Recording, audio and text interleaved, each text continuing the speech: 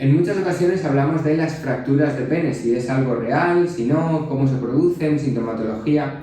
Bien, es algo que sí se produce y yo recordaré siempre una de mis primeras guardias hace ya 10-12 años cuando vi a un paciente con el pene fracturado por la mitad, con un hematoma enorme.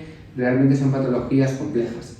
Pero más que de esos casos donde de verdad se rompen los cuerpos cavernosos, me gustaría hablar de los casos donde hay pequeñas fisuras, podemos llamar, en las cuales solamente se involucra una alteración de las fascias.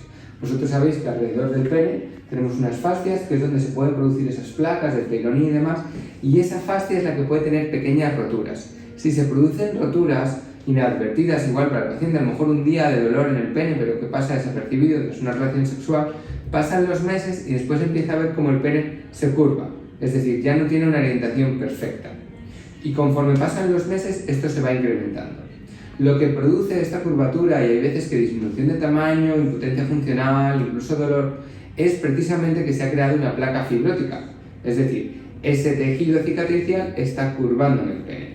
Eso es lo que tenemos que valorar cuando venís a la consulta con enfermedad de Peyronie, con circunstancias similares, que no tenemos muy bien filiadas, que ni siquiera vemos una placa como tal de Peyronie, pero que muchas veces lo que tenemos en realidad es una fibrosis cicatricial tras una fisura del pene, una fractura o una lesión de las fascias que lo rodean.